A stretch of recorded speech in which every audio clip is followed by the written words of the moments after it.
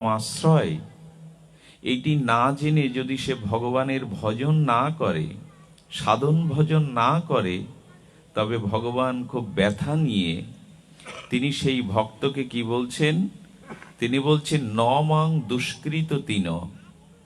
যিনি ভগবানের ভজন অন্তত কৃতজ্ঞতা তো জানানো উচিত। এই ধরিত্রী সৃষ্টি হয়েছে, ভগবান করেছেন এই জীবের জন্য, মনুষ্য লোকের জন্য। আকাশের নক্ষত্রমালা, চন্দ্রের কিরণ জ্যোৎস্না, সূর্যের করতাপ, সমুদ্র হিমাচল, ফুলের গন্ধ, পাখির কণ্ঠে গান, এ পৃথিবীতে পিতার আদর, মায়ের স্নেহ মমতা, প্রণয়িনী স্ত্রীর প্রণয়, পুত্রকন্যার বাৎসল্য রস হাসি কে দিল আমায়? এই ব্যবস্থাগুলো আমার জন্য কে করলো? বন্ধু, এই পৃথিবী একদিন ছিল না। এই অনন্ত ব্রহ্মাণ্ডের একজন সৃষ্টিকর্তা আছে। সেই ভগবান জগৎটা সৃষ্টি করলেন কেন? ভগবানের তো একটা নিত্য লোক আছে। কি নাম ভগবানের লোকের নাম? গোলক বৃন্দাবন আছে না? তো তার লোক, তিন পাদ বিভূতি চিন্ময় লোক, তো তিনি এই জগৎ সৃষ্টি করলেন কেন? আমার আপনার জন্য।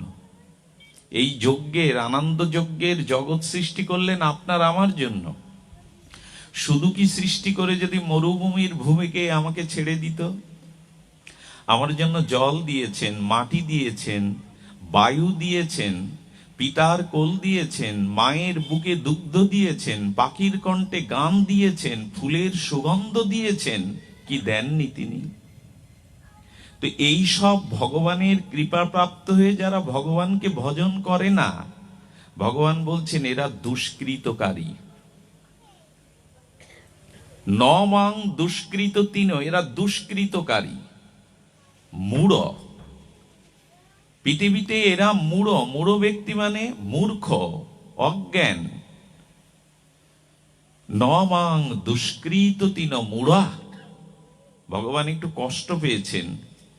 আমাদের সৃষ্টি করে জগতে পাঠিয়েছিলেন যাতে মায়া মোহ কামনা বাসনা রিপুতে তাড়িত পীড়িত হয়ে আমরা নরকে না যাই, যাতে এই দুর্লভ মনুষ্য জন্ম পেয়ে, জ্ঞান বিজ্ঞান পেয়ে, ভগবানের ভজন করে, শ্রীগুরু কৃপা পেয়ে, বৈষ্ণবের কৃপা পেয়ে, শাস্ত্রের কৃপা পেয়ে আমরা নিত্য জন্ম মৃত্যুর ঊর্ধ্বে ভগবত ধামে ফিরে যেতে পারি। এইটা ভগবান আমাদের কাছে চেয়েছিলেন, কিন্তু সেই উদ্দেশ্যটা জানলাম না। শ্রীগুরু চরণে রতিমতি হলো না, সাধু সঙ্গ হলো না, আর ভজনও আমার জীবনে এলো না। যারা এইরূপ ভজনে ব্রতী হননি, ভগবান তাদের বলছেন এরা পৃথিবীর সর্বশ্রেষ্ঠ দুষ্কৃতকারী, এরা মূঢ়। আরো ভগবান বলেছেন এরা নরাধমাম, পৃথিবীর মধ্যে সর্বশ্রেষ্ঠ অধম এরা, যারা ভগবানের ভজন করে না। আপনাকে কেউ যদি গালি দেয় এখন, আপনি মূঢ়, আপনি মূর্খ, আপনি জগতের শ্রেষ্ঠ অধম, আপনি দুষ্কৃতকারী, একটু লাগবার কথা না বুকে?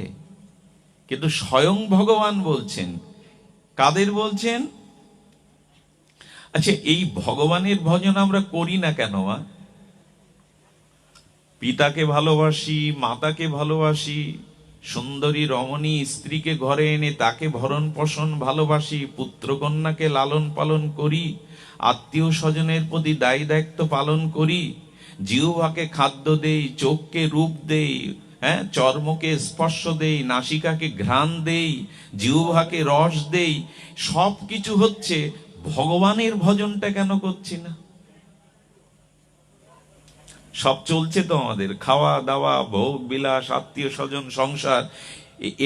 এই করার জন্য কেউ প্রেরণা দেয়, যুক্তি দেয়, সংসার করো, ভালো খাওয়া দাওয়া করো, এর জন্য কেউ উপদেশ দেয়? এটা তো এমনিই চলছে। সংসারের উপদেশ কেউ দেয় না, কিন্তু চলছে তো। তো ভগবানের ভজনটা বাদ কেন? বাদ এই জন্য, মায়া অপহৃত জ্ঞানা। তার মানে মায়ার দ্বারা আমাদের জ্ঞানটা আচ্ছন্ন হয়ে আছে। আকাশে চাঁদ আছে, তার কিরণও আছে, কিন্তু কালো ঘন ঘটা মেঘ আছে। সেই মেঘটা কি করলো? চাঁদের চন্দ্রিমাকে, চাঁদের জ্যোৎস্নাকে ঢেকে দেয়, দেয় কি না? তেমনি ভগবানকে ভজনের জন্য বিশুদ্ধ জ্ঞানটা ওইটা মায়ার মেঘে ঢেকে দিয়েছে। মায়া অপহিত জ্ঞানা। ভগবানকে ভজন করতে হবে, এই যে জ্ঞান, এই যে বিশুদ্ধ জ্ঞান, এটা ঢেকে দিয়েছে কে? মা। এর কথা বলতে হবে, কে ঢেকে দিল? মায়া। কালো মেঘটা যেমন চাঁদকে ঢেকে দিল, ওখানে কথা বললে হবে না। মায়া আমাদের অপহিত জ্ঞান, আমাদের জ্ঞানটা অপহরণ করে নিয়েছে মায়া।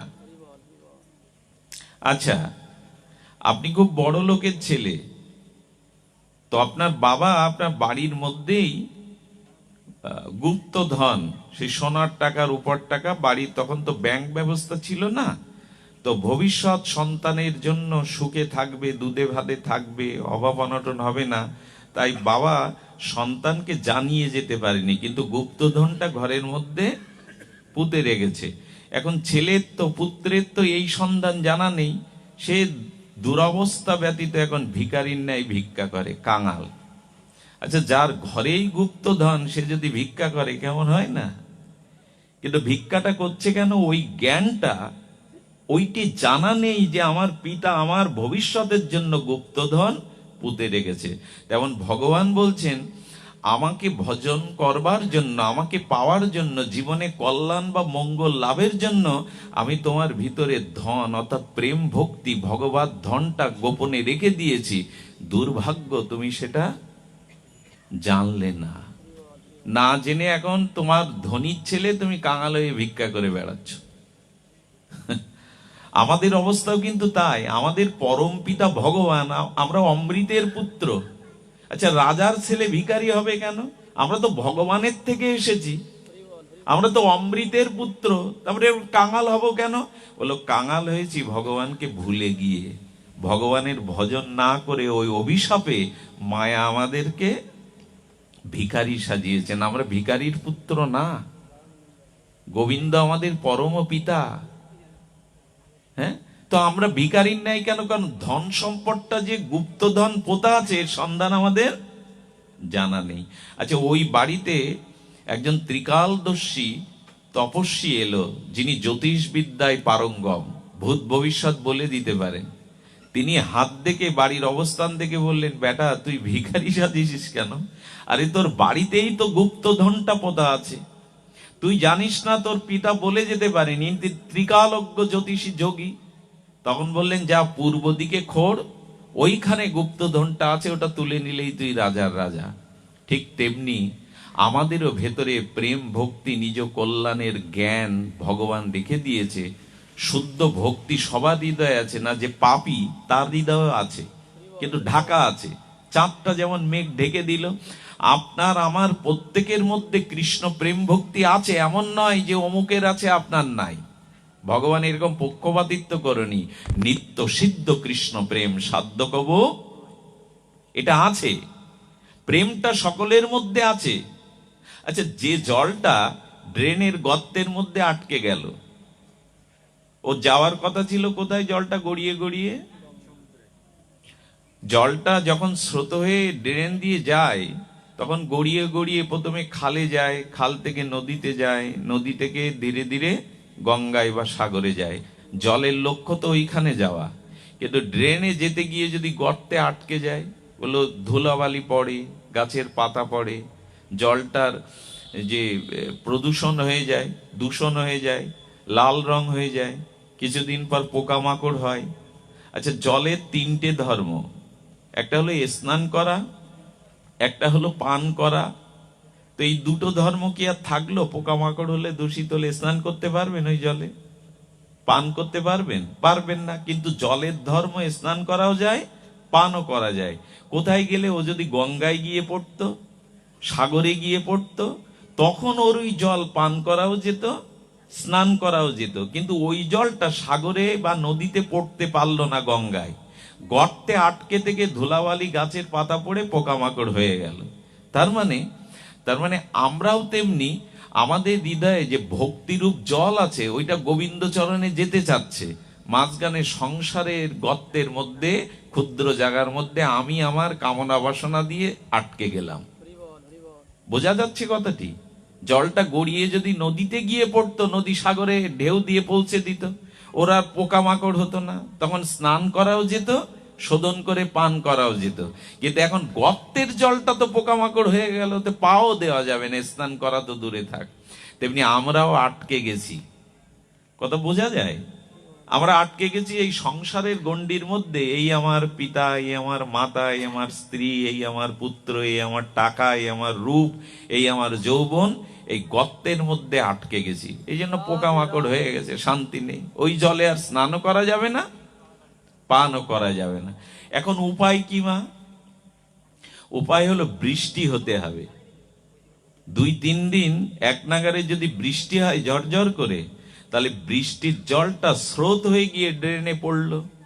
আর বৃষ্টির জল স্রোত হয়ে গিয়ে পড়ে, যে দূষিত জলটা ছিল ওকে টেনে তোলে কিনা?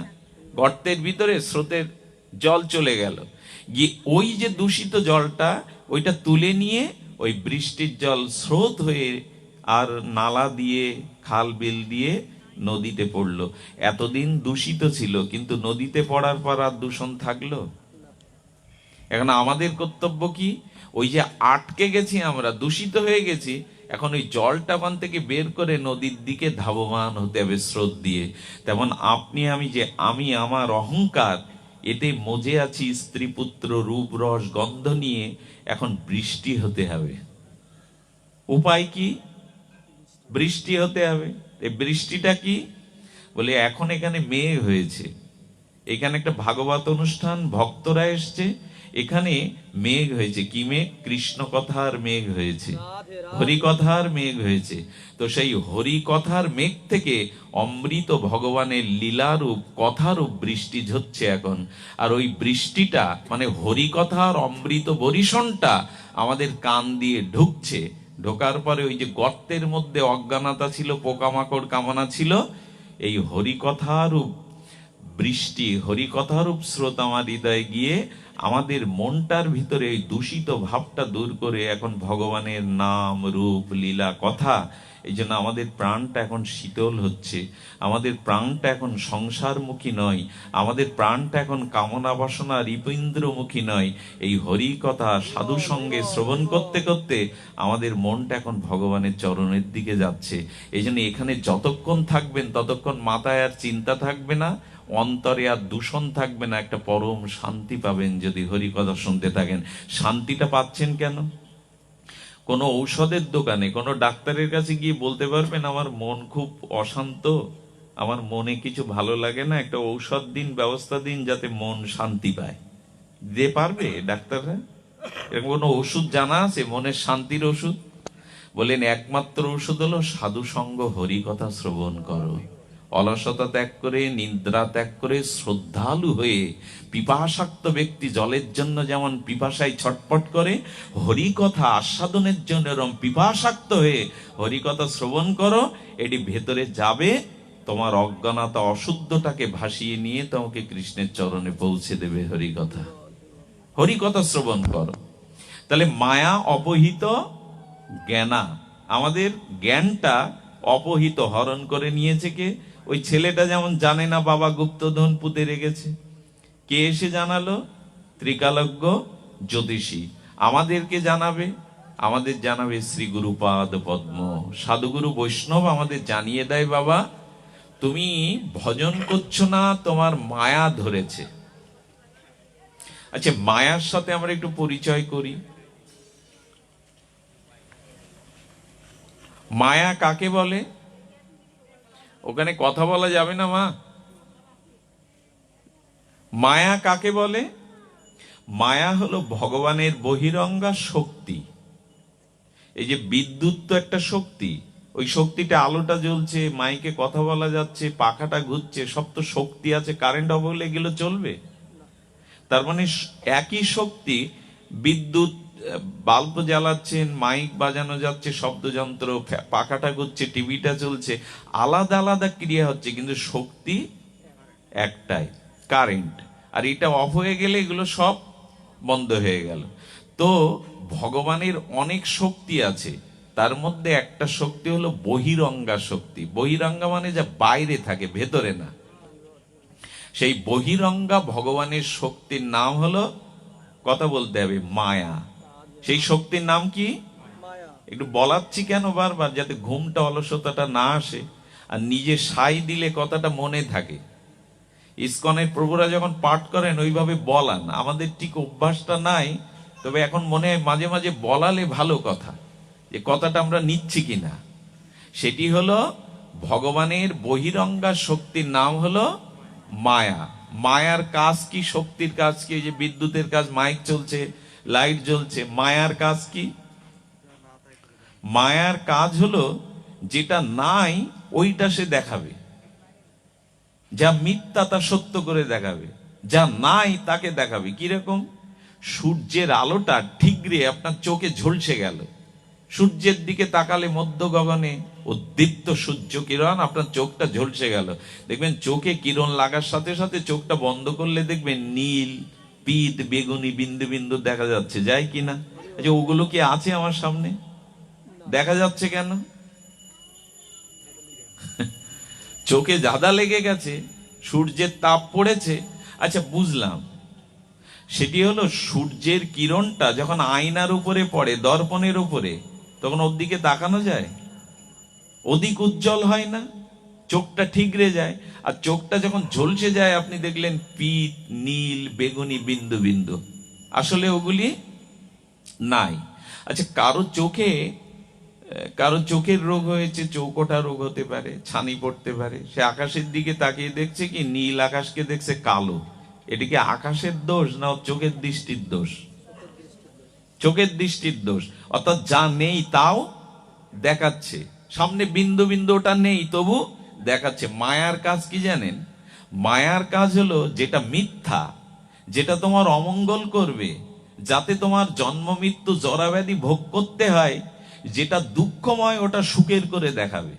কি মজার কায়দা দেখুন! যেটা দুঃখময় সেটা দেখাবে সুখের, যেটা নাই সেটা আমার সামনে এনে ওর প্রতি মোহ এনে দেবে। এই হলো মায়ার কাজ। সত্যকে মিথ্যা করে দেবে, মিথ্যাকে সত্য মনে করাবে, যা নাই তাও দেখাবে। এটা মায়ার কাজ। আচ্ছা, কিরকম মজার কথা দেখুন, কিরকম সেটা হলো, মায়াটা কিরকম? ছায়ার মতো। আচ্ছা, আপনার দেহের এখন যে ছায়াটা পড়েছে, ওটা তো আপনার দেহের থেকেই পড়েছে। তা দেহের ক্ষুধা আছে, তৃষ্ণা আছে, ঘুম আছে, ছায়ার আছে তো? ছায়াকে মারলে আঘাত পাবে তো? ছায়াকে কাটাও যাবে না, তাড়াইয়েও দেওয়া যাবে না, কিন্তু দেহের ক্ষুধা তৃষ্ণা আছে। তেমনি মায়া হলো দেহের ছায়ার মতো। ছায়াতে যেমন দয়া মায়া নেই, মায়ারও দয়া মায়া নেই। আচ্ছা, এই মায়া হলো, মায়া কি করে তাহলে? যা নাই তা দেখায়। মায়া কি করছে দেখুন, মায়া আমাদের এই সংসারটাকে সুখের করে দিয়েছে। মায়া আমাদের এই জ্ঞান দিচ্ছে সংসারের সুখ না, এটা ভগবান বলেছেন। এ কথাটি আমি 3 বার বলবো আপনাদের, যাতে আপনাদের মনে রেখাপাত করে। সংসার হলো দুঃখের আলয়। কি বললাম? সংসার হলো দুঃখের আলয়।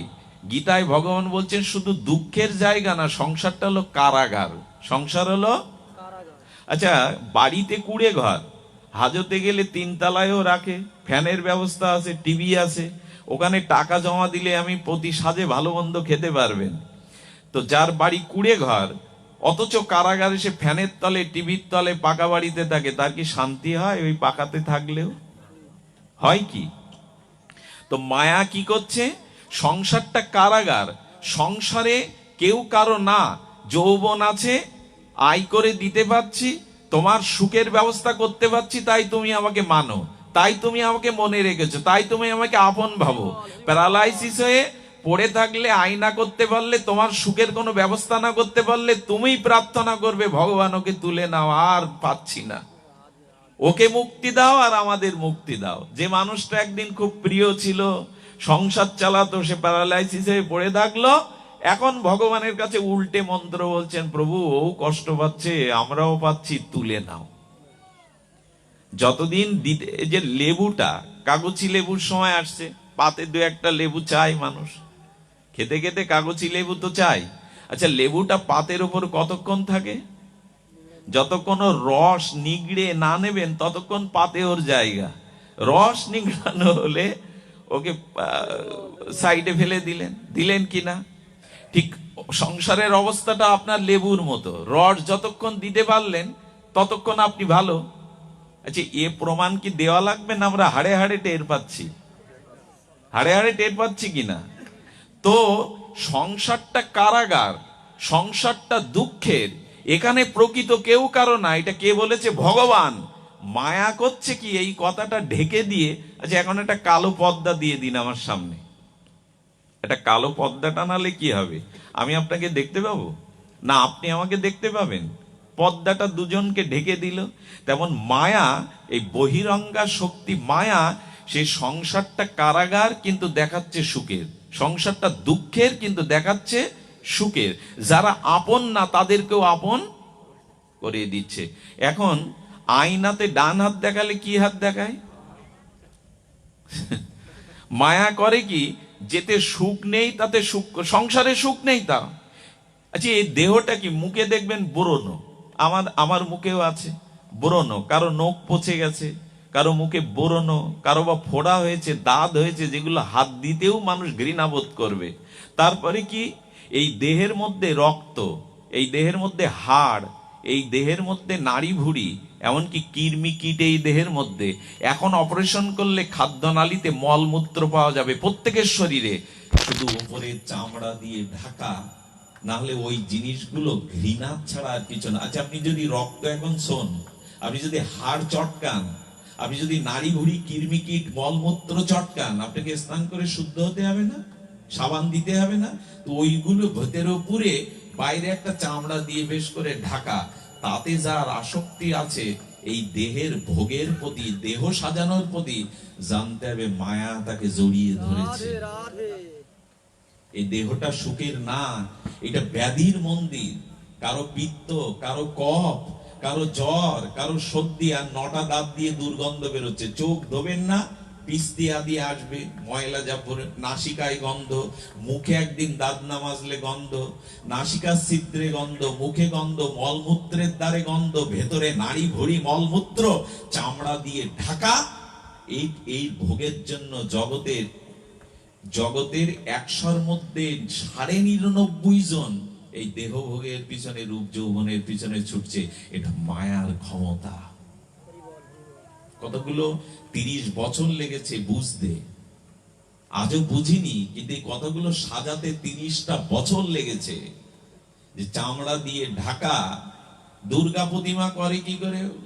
প্রথমে কাঠাম তৈরি করে, খড়কুটো আনে, চরের মাটি আনে, কি সুন্দর করে প্রলেপ দেয়, খড়কুটো দিয়ে কাঠামোর উপরে দিয়ে 2-3 প্রলেপ দিয়ে রং তুলি দিয়ে ব্রাহ্মণ এসে ঢাক ঢোল পিটিয়ে আর চক্ষুদান দিয়ে দিল, হয়ে গেল পূজা। 5 দিন হলো। যেদিন বিসর্জন দেয় পুকুরে বা নদীতে, পরের দিন পুকুরে গিয়ে দেখবেন ওই সে মা দুর্গার রূপ তো আর নাই, জলের ভিতরে গিয়ে রং টক গুলো উঠে গিয়ে খড়কুটো বেরিয়ে গেছে। আপনার আমার চামড়াটা যদি একটু তুলে নেওয়া যেত, এখনই প্রমাণ করা যেত ভেতরে যা আছে তা ভোগের জিনিস না, সুখের জিনিস না। কিন্তু এই রূপ যৌবন ভোগের পেছনে এই 99.5 জন মানুষ 100-র মধ্যে পৃথিবীতে ছুটছে। সারাটা দিন কি করেছি আমরা? 2বার চান করেছি, চুলে তেল দিয়েছি, চিরুনি আয়না লেগেছে, দেহের পোশাক লেগেছে, ভালো মন্দ খাওয়া। আত্মাটাকে কি দিয়েছেন? আত্মা না থাকলে তো বাহাদুরি থাকতো না। এখন মারা যান, ওই ঘর থেকে উঠানে নামাবে সারা রাত। একবারও রাত্রে ঘরে যে খাটে আপনি থাকতেন রাখবে না। আত্মাটার জন্য কি করেছেন? সারাদিন তো শরীরের কথা ভেবেছেন, আত্মা যে কিছু খায়, আত্মারা যে একটু সাজাতে হয়, সে চিন্তা আসে? জান নেই, জানতে হবে মায়া তাকে ধরেছে। আমাদের সমস্ত বাহাদুরি, এই যে আমি কথা বলছি আপনারা শুনতে পাচ্ছেন, জিহ্বায় রস দিলে খেতে পাচ্ছেন, এটা আত্মা না থাকলে মরা ব্যক্তির পক্ষে সম্ভব? দেখা শোনা, খাওয়া, স্ত্রী পুত্র নিয়ে থাকা। এখনই মরে গেলে তো আপনার ঘর থেকেই বের করবে কিনা? তাহলে আত্মার খাদ্য কি? বলো হরি কথা, হরি নাম আত্মার খাদ্য। সেটা সারাদিন দেয়নি। আরে সারাদিন বাদ দিন, 2-1 বছরই দেয়নি, 2-1 জন্মই দেয়নি। হরি কথা হরি নাম আত্মার খাদ্য দেয়নি। বাইরে নাই সাবান দিয়ে পরিষ্কার করলেন। এখন তো অনেক কিছু বেরিয়েছে, ছেলেদেরও ক্রিম বেরিয়েছে, ফেনাস ক্রিম। আগে জানতাম মায়েরা মেয়েরা ক্রিম মাখে, এখন দেখি ছেলেদেরও ক্রিম। আর ড্রেসিং টেবিল থাকলে ওইখানে দেখবেন পায়ের নখ থেকে সাজাতে চুল পর্যন্ত কি করে সাজাতে হবে, কত রকম ড্রেসিং টেবিলের সামনে। ঘর ভর্তি ফ্রিজ, আলমারি, টিভি, এগুলো কি ভগবানের জন্য, তার সুখের জন্য, আত্মার সুখের জন্য? সব আমাদের ভোগ বিলাসের জন্য। এই জন্য অভিশাপ ঢুকে গেছে, মায়া আমাদেরকে জড়িয়ে ধরেছে অষ্টপাশের মতো। আর এই মায়া যিনি কবলিত, তার শান্তি কোথায়, তার কল্যাণ কোথায়? সে রসাতলে। এই জন্য প্রথমে চিন্তা করতে হবে আত্মার একটা খাদ্য আছে, এটা হরিনাম হরিকথা, ওইটা প্রথম গ্রহণ করতে হবে। আমি হাত তুলতে বললে আপনারা লজ্জা পাবেন, এর মধ্যে 80% মানুষ আমরা জপ করি না প্রতিদিন। এটা কত বড় লজ্জা, কত বড় আমাদের পরাই। এই জন্য ভগবান বলছেন নমং দুষ্কৃত তিন, যিনি মায়ার কবলিত হয়ে ভগবান ভজন করেন না, হরিনাম আশ্রয় হরিকথা আশ্রয় ভগবানের স্মরণ মনন করেন না, এ দুষ্কৃতকারী, এ মূঢ়, এ নরাধম। গোবিন্দ বলছেন। আমি বললে আপনারা কষ্ট পেতেন, কিন্তু শ্রীমদ্ ভাগবত গীতায় ভগবান বলছেন, উনি খুব কষ্ট পেয়ে বলছেন, আমি সৃষ্টি করলাম, আমি জগতে তোমার জন্য সব ব্যবস্থা করলাম, তুমি আমায় ভুলে রয়েছে। তাহলে কৃষ্ণকে ভুলিয়ে দিল কে? দুঃখটাকে সুখ করে কে দেখালো? এই দেহটা ভোগের সুখের কে করে দিল? সব হলো মায়া। এবার একটু বোঝা গেল কি মায়া কাকে বলে? আমরা সব মায়ার দ্বারা কবলিত, আমরা মায়া মুগ্ধ জীব। আচ্ছা, শুধু মায়া আমাদের ধরিনি, আমরা মায়াতে মুগ্ধ। মুগ্ধ কাকে বলে? মা, কোন যুবতী এই জগতে প্রচলিত এখন যে সংস্কার, কোন ছেলেকে ভালোবাসলো, কাম কামনার লোভে প্রচারিত হয়ে ভালোবাসলো, সেই মেয়ে কি বলে জানেন? সেই বলে আমি গাছতলায় থাকবো তোমায় নিয়ে, আমি ধর্ম ত্যাগ করবো। বাবা মা পড়ে উঠে তাই বলে, বাবা মা চিনি না, এ ধর্মে আমি থাকবো না। বাবা মা কাঁদতে থাকে, কোটে মা মানুষ করেছে বলে ওনাদের আমি চিনি না, আমি ফিরে যাব না। জগতে শুধু কামনায় প্রচলিত হয়ে একটা মেয়ে জাতি ধর্ম পিতা মাতাও ত্যাগ করে কোটে দাঁড়িয়ে। এটা মোহ নাকি জ্ঞান? এটা মোহগ্রস্ত হলেই তো এটা করে নাকি? তো তেমনি জীব কি করেছে? পিতা মাতাকে ভুলে, নিজের সর্বস্ব বলে কি করেছে? মায়া এখন তাকে ওই ভালো লাগিয়ে দিয়েছে সংসার রূপ যৌবনের দিকে। মায়া অবহিত জ্ঞানা। আমাদের জ্ঞানটা মায়া কি করেছে? মেঘের মতো চাঁদের আলোটা ঢেকে দিয়েছে, পর্দা দিয়ে আপনার আমার মাঝখানে দেয়াল খাড়া করেছে। এই মায়ার নাম হলো মহামায়া। মায়াটা শুধু মায়া বললে ওর বিশেষণ বলা হয় না, মায়াকে কি বলা হয়? মহা। মহা মানে কি? মা, সাধারণ না, মহা, বিরাট, ব্যাপক, যার ক্ষমতা অনেক। মায়ার ক্ষমতা সাধারণ না। তো মহামায়ার নাম হলো দুর্গা দেবী। মা, হাত ছেড়ে দিয়ে বসো। ভাগবত আসলে কিছু নিয়ম আছে, এই যে এরকম, তারপরে এইরকম, এগুলো সব ভাগবতে অপরাধ। অবশ্য যাদের শিরার, আমার তো শিরার সমস্যা, এভাবে বসা নিষেধ, তবু যাদের আছে তারা খাটে শুয়েও শুনতে পারেন, চেয়ার নিয়ে বসতে পারেন। যাদের বাতের সমস্যা আর জানুর সমস্যা, তাদের চেয়ারে বসাতেও দোষ নাই। কিন্তু ভাগবতে কিছু নিয়ম আছে। সামনের দিকে আপনি ঝুঁকলে আপনার ঘুম পাবে, পিছনের দিকে ঝুঁকলে অলসতা আসবেই। আর ওই এই যে কিছু নিয়ম আছে, হাই তোলাটা, অলসতাটা আসা, তন্দ্রাটা আসা, এগুলো সব ভগবত আসলে অপরাধ। যদি কারো এরকম আসে, চোখে জল দিতে হবে, পিছনে গিয়ে দাঁড়িয়ে থাকতে হবে, যাতে তাহলে আসবেই। তো এই জন্য এখন এই মায়া কথাটা আমরা আলোচিত করছিলাম। এই মায়া শুধু মায়া না দেবে, এই দায়িত্বটা কাকে দিলেন? মহামায়া দুর্গাকে। সৃষ্টি স্থিতি প্রলয়িনী, প্রলয়কারিণী এই সনাতনী দুর্গা দেবী, ইনি হলেন মহামায়া রূপে। বলছেন দেখো, তোমরা যদি ভগবানের ভজন না করো, কৃষ্ণ ভজন না করো, এটা অপরাধ। কি কথা এসেছে দেখুন, আপনি মনুষ্য জন্ম পেয়ে যদি ভগবত ভজন না করেন, এটা হলো অপরাধ। আর সেই অপরাধে দুর্গা দেবী কি করেছে? পুনঃ পুনঃ জন্ম, পুনঃ পুনঃ মরণের দ্বারাই কারাগারে আমাদের আবদ্ধ করেছে। কৃষ্ণ ভুলি যে এই জীব অনাদি বহির্মুখ, অতএব মায়া তারে দেয় সংসার দুঃখ। মায়া তাকে পুরেছে। এখন কি করতে হবে? এখন ওই যোগমায়া দুর্গার আর একটা রূপ আছে, তার নাম হলো মহামায়ার আর একটা রূপ আছে, তার নাম হলো যোগমায়া। যোগমায়াকে যদি শরণাপন্ন হন, তা যোগমায়া হলো শ্রীকৃষ্ণ যোগ করার শক্তি, যিনি কৃষ্ণ ভজনের সাথে, কৃষ্ণ লীলার সাথে, শ্রীকৃষ্ণ চরণের সাথে যোগ করে দেন। একজন হলেন মহামায়া, আর একজন হলেন যোগ মায়া। আমাদেরকে এই যোগমায়ার শরণ নিতে হবে। যেমন গোপীরা কাত্যায়নী যোগমায়ার পূজা করে 1 মাস বলেছিল, আসছে রাস রজনীতে কৃষ্ণের সাথে আমাদের মিলিয়ে দাও মা, আমরা যাতে কৃষ্ণের চরণ লাভ করতে পারি। দুর্গা দেবীর কাছে আমরা কি চাই? ধন দাও, পুত্র দাও, শত্রুকে বিনাশ করো, এইসব চাই না অষ্টমীর দিনই? ধনং দেহি, যশং দেহি, রূপং দেহি বলি কিনা? কিন্তু এটা চাইলে মায়া দেবী আপনাকে কারাগারে ঢুকালো, কিন্তু চাইতে হবে কি? চাইতে হবে কি? যোগমায়ার কাছে চাইতে হবে কি? ন ধনং ন জনং সুন্দরীং কবিতাং বা জগদীশ কামায়। আমি এগুলি চাই না, আমাকে কৃষ্ণ সেবায় লাগিয়ে দাও, আমাকে কৃষ্ণ ভজনে যুক্ত করে দাও। তখন যোগমায়া কি করবেন? কৃষ্ণমুখী হওয়ার ভজনের ইচ্ছা থাকলে কারাগার থেকে আপনাকে ছেড়ে দিয়ে আর কৃষ্ণ ভজনে লাগাবেন। খুব মার্মিক একটা কথা বললাম। এই মায়ার হাত থেকে আপনি নিজের শক্তিতে, নিজের জ্ঞান বুদ্ধিতে মায়া এড়াতে। আচ্ছা, যে পুলিশ আপনাকে ধরে অপরাধের কারণে কারাগারে পুরলো, ওই পুলিশকে বলবেন তো তুমি আমায় ধরেছো, তুমি ছেড়ে দাও কারাগার থেকে? পুলিশের সাধ্য আছে কারাগার থেকে আপনি মুক্ত করবে? পুলিশ কি বলে জানেন? পুলিশ বলে কি, ওই লাল বিল্ডিং বলে একটা কোড আছে, কোডের রং আগে এরকম লাল থাকতো, তো ওই কোড রূপ লাল রং করা বিল্ডিং এ কালো পোশাক পরা কিছু উকিল আছে। ওই উকিলের কাছে গিয়ে তুমি তোমার জামানত ধরো ম্যাজিস্ট্রেটের কাছে বা জজের কাছে। ওই জজ থেকে যখন তোমায় জামানত নেবে, তখন ওই কপিটা তুমি এখানে দেখালে জেলার তখন তোমাকে মুক্ত করে দেবে।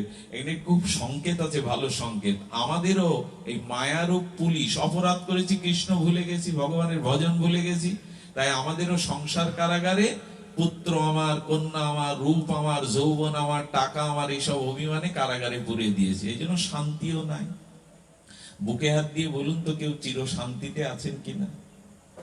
রোগ, শোক, জরা, ব্যাধি, আপনজনকে আপন করতে পারলাম না, কারো কাছে বিশ্বাস অর্জন করতে পারলাম না, কারো হতে পারলাম না। একটা মনের জ্বালা তো আছে। যন্ত্র বাইরের অভাব অনটন না থাকুক, ঘরের ভিতরে মানসিক একটা অশান্তি আছে। যা চেয়েছিলাম তা পাইনি, আর যা পেয়েছি এগুলো ঠিক আমার মনের চাওয়া না। এই মানসিক অশান্তি তো প্রত্যেকের আছে, আমি বিশ্বাস করি। তো এই শান্তিটা নাই। এখন কি করতে হবে? ওই লাল কোটটা কি জানেন?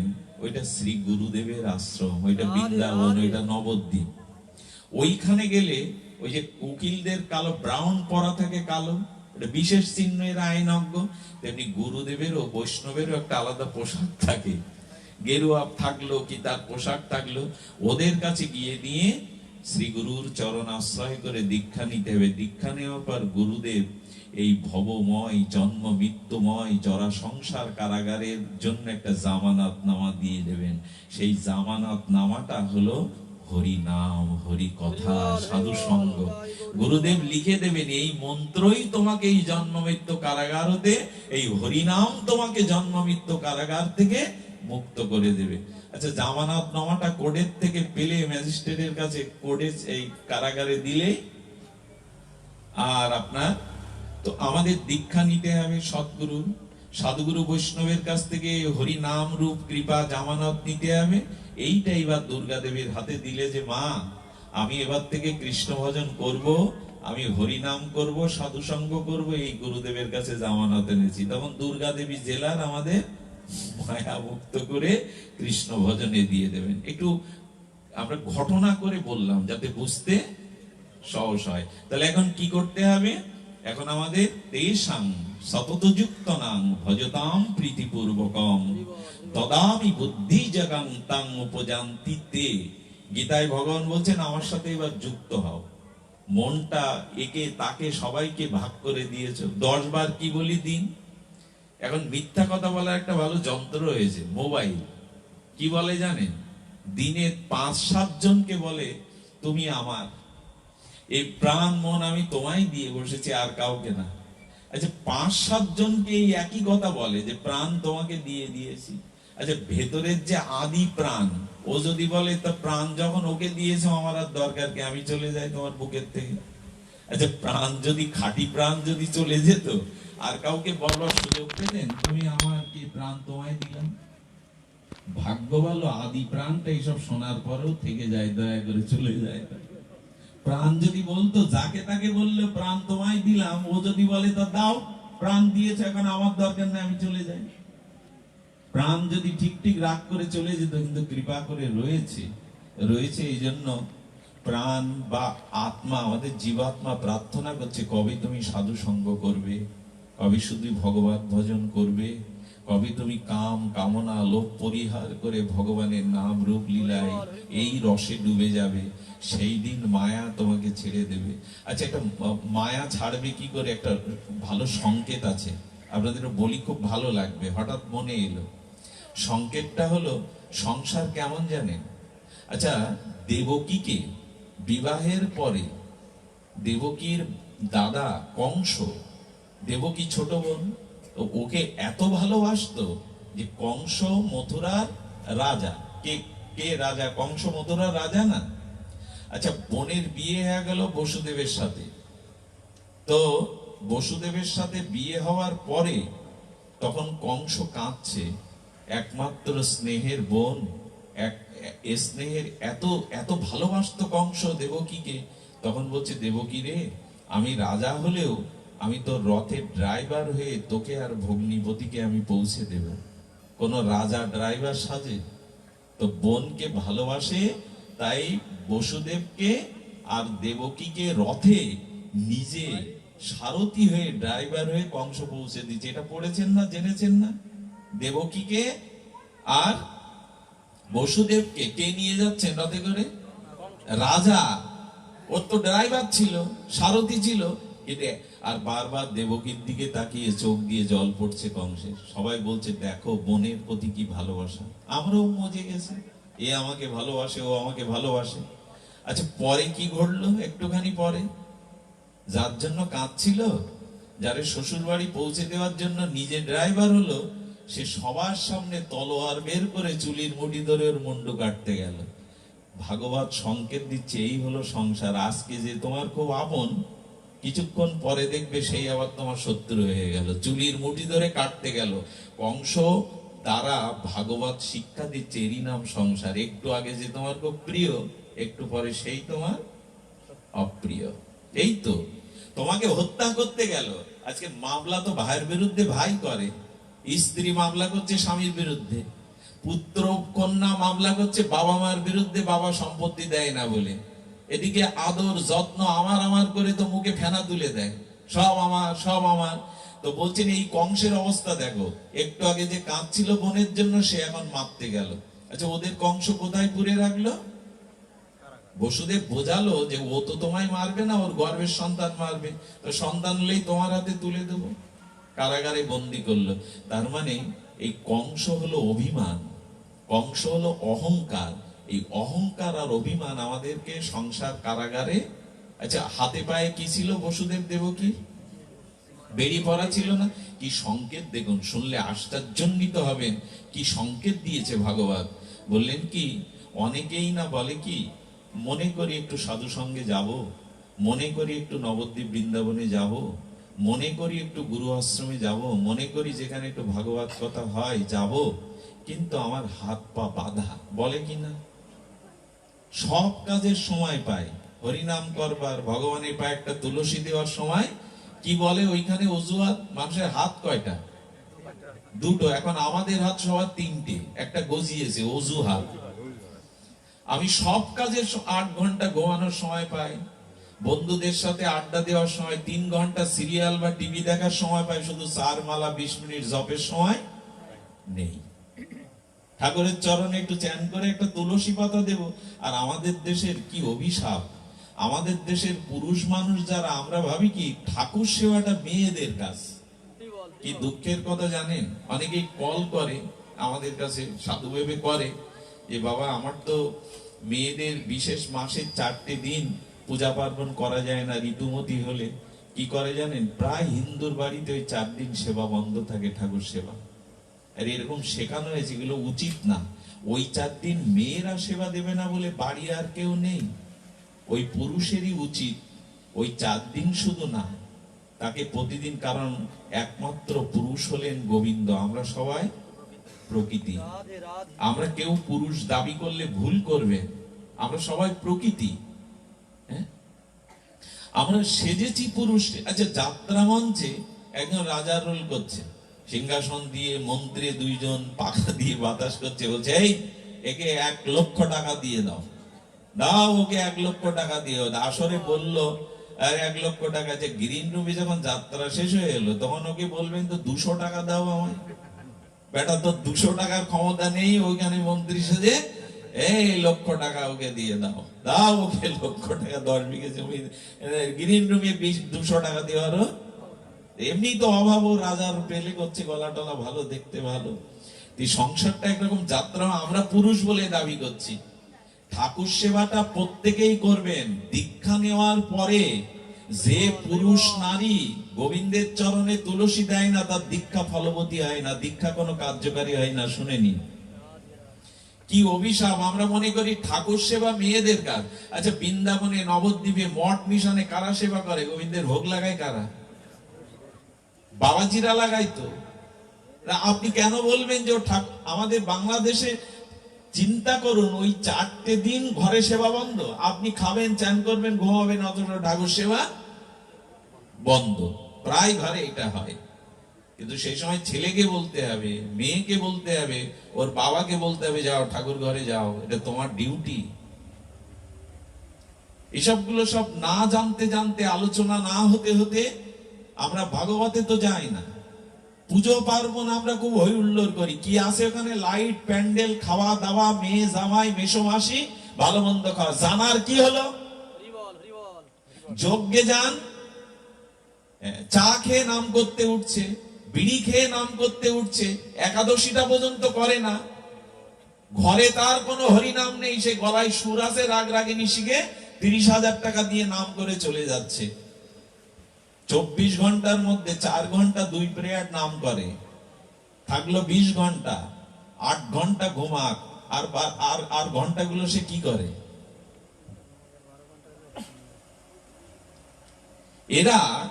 এরা আসরে আসরে কণ্ঠ বাজিয়ে মানুষকে কাঁদায়, হাসায়, কিন্তু এদের নিজেদের জীবনে ভজন নেই, সাধন নেই। সেই যজ্ঞে যায় আর খিচুড়ি খেয়ে রাত 11টায় বাড়ি আসে। 11টার পরে কমিটির লোকজনও যজ্ঞে নেই, যজ্ঞের ঝড় উঠে যায়। কমিটির লোকজন ভগবানকে ডেকে আনলো কুঞ্জ ঘরে, নিতাই গৌড় ডেকে আনলো, পঞ্চতন্ত্র ডেকে আনলো, রাধা মাধব ডেকে আনলো। কমিটির লোকজন বাড়ি গিয়ে ঘুমিয়েছে। 1 রাত্রেও ভগবানের নামের জন্য ওখানে বসবে না। আত্মীয় স্বজন, মেসো মাসি। এখন যজ্ঞ মানে মেয়ে জামাই, যজ্ঞ মানে আত্মীয় স্বজন, যজ্ঞ মানেই হই হুল্লোড়। 11টার পরে খোঁজ নেই। এতে কি হলো? এতে আপনার কি হলো? যজ্ঞে মায়েরা যায়, আচ্ছা ওখানে মনোহারি দোকানে চুরি ফিতে কেনার জন্য নাম যজ্ঞ? ও তো বাজার ঘাট আছে, শপিং মল আছে, সারা বছর কেনাকাটা করেন। কৃষ্ণ নাম হচ্ছে এদিকে খুব বড় বড় বলি, যেখানে হয় হরির নাম সংকীর্তন, সেখানে হয় বৃন্দাবন। বৃন্দাবনে চুরি ফিতে কিনতে যেতে হয়, বৃন্দাবনে নখ পালিশ কেনার জায়গা। ওখানে বসে বসে বাদাম ভাজা খায়। সকালবেলা দেখবেন যেখানে যজ্ঞ হয় সব বাদাম আর কাগজের খোলা, বাদাম খাওয়ার জায়গা যজ্ঞ। কোন মেলার মধ্যে সন্তান হারিয়ে গেলে মা যেমন পাগল হয়ে খোঁজে, খোকা কোথায়, খোকা কোথায়, ঘোমটা থাকে না। কোন বান্ধবী দেখলে সেদিকে তাকায়ও না, মনোহারি দোকানের দিকে তো তাকায়, পাগলের মতো খোঁজে আমার খোকা কোথায়, হারিয়ে গেছে। তেমনি হারানো কৃষ্ণকে সন্তানারা মায়ের ব্যথা বুকে নিয়ে যারা কৃষ্ণ নাম শুনতে যায়, নাম তখন তাকে কি করে গেলেই কৃপা হয় না। নাম যজ্ঞগুলো আজ কি দিচ্ছে আমাদের একবারও ভেবে দেখেছেন? তার মানে আমি নাম যজ্ঞের বিরোধী নই। নাম ছাড়া কলিযুগে কোনো উদ্ধারই নেই, অন্য কোনো ধর্মই নেই। কিন্তু নামটা হতে হবে অপরাধ শূন্য, নামটা হবে শুদ্ধ। আগে তো জানবে নাম কাকে বলে, নামের তত্ত্ব কি, নামের মহিমা কি, কোন অপরাধ ত্যাগ করে নাম করলে প্রেম হবে। 10টা অপরাধ আছে, এগুলো আগে গুরুদেবের মুখে, সাধু মুখে আলোচনা না শুনলে আপনি নাম করতে গিয়ে অপরাধ করে বসবেন। আর অপরাধ থাকলে কোটি জন্ম নাম সংকীর্তন করলে প্রেম পাওয়া, এগুলো খুব সহজ কথা। এই জন্য যজ্ঞ হচ্ছে, কিন্তু আমাকে দেখান। আমি একবার যশোরে কোথায় গেলাম, বললো আপনাদের যজ্ঞ কত বছর? বললো 63তম যজ্ঞ। 63 মানে 63 বছর যজ্ঞ হচ্ছে। তো আমাকে বলছেন আপনি একটু প্রসাদ প্রসাদ পাবেন না? তাহলে এখানে ঠাকুরের ভোগ লাগায় কেউ, প্রসাদ ভোজি কেউ আছে? ঠাকুর বললেন না, এই গ্রামে একজন নিরামিষ খায় কিন্তু ভোগ লাগায় না। 63 বছর যজ্ঞ করলো, অথচ সেখানে ভগবানের ভোগ কেউ লাগায় না। কি হলো 63 বছর যজ্ঞ করে? যজ্ঞ আপনারা করুন, কিন্তু গীতায় বলেছে যজ্ঞ নাম জপযজ্ঞ অস্মি, জপই হলো শ্রেষ্ঠ যজ্ঞ। ঘরে বসে 4 মালা 8 মালা করে সন্ধ্যার পর রিমোট না টিপে, রিমোট টিপলে জন্ম মৃত্যু এড়াতে পারবেন না, হরিনামের মালা ঘোরালে জন্ম মৃত্যু এড়াতে পারবেন।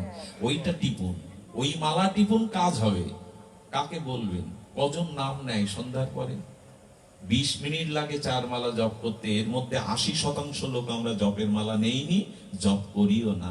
অথচ গীতায় বলছে যজ্ঞ নাম জপযজ্ঞ অস্মি, যজ্ঞের মধ্যে শ্রেষ্ঠ হলো জপযজ্ঞ। হরিদাস ঠাকুর কি করতেন?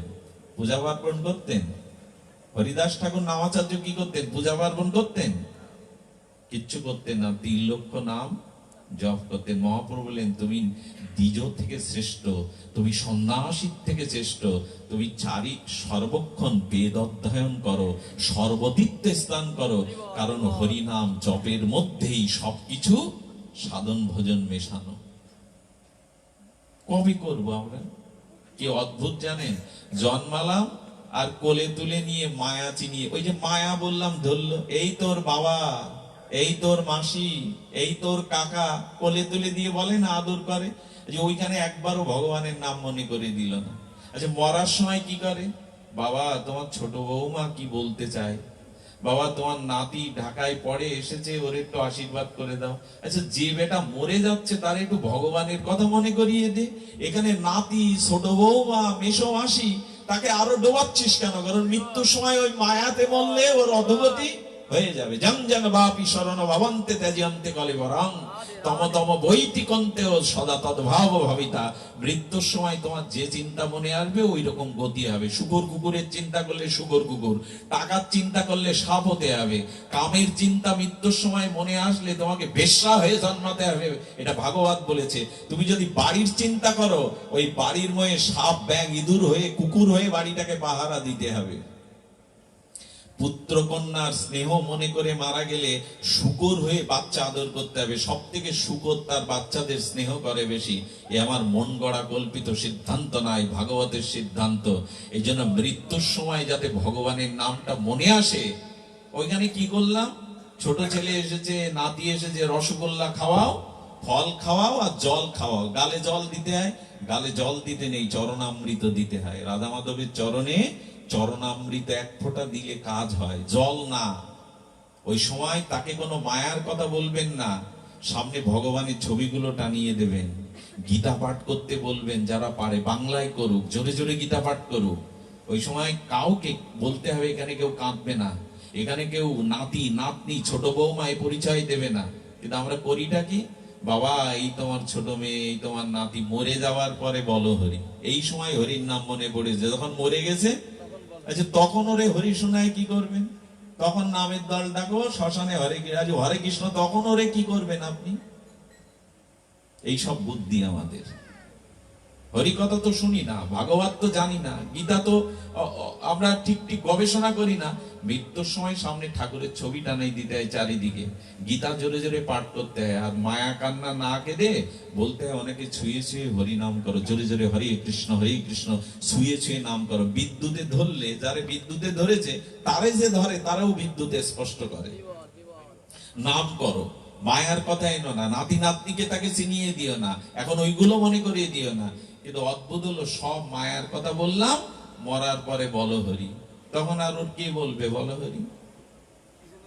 কি বুদ্ধি আমাদের! ওই সময় মরার আগে একটু হরি বলো, কিন্তু তখন হরি নাই। রামায়ণ দেবে শ্রাদ্ধের দিন, ভালো কথা, তো সারা জীবন তাকে কিছু দিলে না হরি নাম।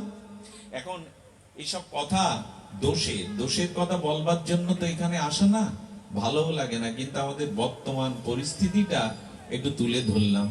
এখন আমরা আর বেশি দূরে না গিয়ে আপনাদের বলবো, মায়া যদি কাটাতে হয় তাহলে সাধুগুরু কৃপা প্রয়োজন। এইখানে আপনার শক্তিতে আপনি মায়া পেছনে ফেলতে, ছায়াটা জোর করে আপনি কেটে দিতে পারবেন? আমাকে উত্তর দেবেন আপনারা। ছায়াটা অস্ত্র দিয়ে কেটে মেরে শাসন করে ঘুষ দিয়ে ছায়া আপনি কাটাতে পারবেন, আপনার যে ছায়া পড়েছে? তবে আমি একটা মন্ত্র বলে যাই আপনাদের, ছায়া আপনাকে জ্বালাতন করবে না, ছায়া আপনার পাশ সাথে মিশে যাবে। কখন জানেন? যখন সূর্যটা মাথার কাছে থাকবে। সূর্যটা যদি পূর্ব দিকে থাকে, পশ্চিম দিকে থাকে, ছায়াটা আরো দীর্ঘ হবে। এটা একটা সময় পায়ের সাথে ছায়া মিলিয়ে যায়। যখন মধ্য গগনে সূর্যটা মাথার কাছে থাকে, তখন ছায়া কি হয়? মিলিয়ে যায়। এ কথার সংকেত কি দিচ্ছে? মাথায় যদি কৃষ্ণ রাখতে পারো, কৃষ্ণ ভাবনাটা, হরি নাম ভাবনাটা যদি মাথায় রাখতে পারো, মায়া তোমাকে জ্বালাবে না, তোমার চরণে মিশে যাবে। গোবিন্দ এই জন্য বললেন, মামেই বোঝে প্রপাদ্যন্তে মায়া মেতাং। এ খুব প্রসিদ্ধ শ্লোক গীতার। আচ্ছা, যিনি জাল ফেলছেন মাছ ধরার জন্য, কিছু মাছ কি করে? ওই জালের সংকেত পেয়ে তাড়াতাড়ি সামনের দিয়ে পালাতে যায়। পালাতে পারে কি? তার মধ্যেই তো জাল পড়ে আটকে দেয়। তো যিনি জাল ফেলেছেন সেই দিবার বলছে, তুই বাঁচতে পারতিস সামনের দিকে না বেরিয়ে যদি আমার দিকে আসতিস। বলে কিরকম? বলে আমার পায়ের কাছে যদি চলে আসতিস, ওই দিকে সামনের দিকে না গিয়ে, তাহলে যিনি জাল নিক্ষেপ করেন তার পায়ের কাছে জালটা পড়ে, একটু দূরে গিয়ে পড়ে। আমরা কি করছি? মায়ার হাত থেকে বাঁচবার জন্য আরো যাতে আটকে যায় কৃষ্ণ বিমুখ হয়ে। যিনি জাল ফেললেন তো কৃষ্ণ, মায়া কার শক্তি? কৃষ্ণের। আমরা তার বিমুখ হয়ে ছুটছি বাইরের দিকে, আরো জালে আটকে যাচ্ছি। উচিত হবে গোবিন্দের চরণের দিকে আসা। মামির যে প্রপাদ্যন্তে মায়া মেহিতাং, আমার চরণে এসো, মায়া থাকবে না। মাথায় আমার চিন্তা, আমার নাম ভাবনা করো, মায়া আর থাকবে না। তাহলে এখন উপায় কিন্তু আমরা জানলাম। উপায় জানলাম কি? দীক্ষার মাধ্যমে কারাগার থেকে মুক্তির জামানত পাবো গুরুদেবের কাছ থেকে। আর সাধুগুরু বৈষ্ণব হরিকথা হরিনাম দিয়ে মায়াকে, কৃষ্ণ মাথায় থাকলে মায়া পায়ের সাথে ছায়া লুকিয়ে যাবে, আর দীর্ঘ হবে না। এখন কৃষ্ণ চিন্তা, কৃষ্ণ ভাবনা, হরিনাম মাথায় রাখতে হবে, তাহলে আর মায়া জ্বালাবে না। এই তো সব কথাই বলা হলো। এখন বলবো যে এই ভগবানের ভজনে আমাদের আসবার চেষ্টা করতে হবে, তবে হবে না, হবে না। আজকে সব থেকে সমস্যা কি জানেন? আমাদের স্বভাব কখনো শোধন। আমি আপনাদের খুব মূল্যবান একটা কথা বলি, আগেও বলেছি কিন্তু স্মরণ করিয়ে দিই। দোষ দুই প্রকারের। আমাদের জীবনে দোষ প্রবেশ করে কয় প্রকার? একটা হলো সঙ্গ দোষ, আর একটা হলো স্বভাব দোষ। কি কি বললাম? কুসঙ্গে, কু জায়গায় যেতে যেতে, কুসঙ্গে মিশতে মিশতে আমার ভিতরে কিছু রোগ ঢুকে যায়। যেমন যার ভাইরাস রোগ হয়, সোয়াসে রোগ, তার পাশে গেলে কি হয়? রোগটা হাসি কাশির মাধ্যমে আমার ভিতরেও আসে। তো কুসঙ্গ করলে, কৃষ্ণ বিমুখ বা অতিরিক্ত নারীর প্রতি আসক্তি, নেশার প্রতি আসক্তি, কুসঙ্গের প্রতি, কুদৃশ্যের প্রতি আসক্তি, এইগুলো করলে একটা কুদোষ আমার ভিতরে ঢুকে যায়। ওই দোষটা দূর হয়। ওই দোষটা দূর হয় কি করে? সাধু সঙ্গ করলে। কুদোষটা, সঙ্গ দোষটা দূর হয় কি করলে? সাধু সঙ্গ করলে। যেমন আমাদের গায়ে ময়লা লাগলে সাবান দিয়ে, সোডা দিয়ে পরিষ্কার। মনের ময়লা যাবে তো সাবানে? ওইটার জন্য আলাদা কিছু দরকার, দরকার কিনা? মনের ময়লা।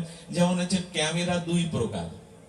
প্রথম ক্যামেরা, একজনের মেয়ের বিয়ে হয়েছে, বাবা মা কাঁদছে, মেয়েকে বিদায় দিচ্ছে, এখন ওরা তো ফটোগ্রাফার থাকে, ক্যামেরাম্যান থাকে। ক্যামেরাম্যানদের অভ্যাস কি জানেন? এদিকে একটু তাকান, একটু হাসি হাসি মুখ করুন।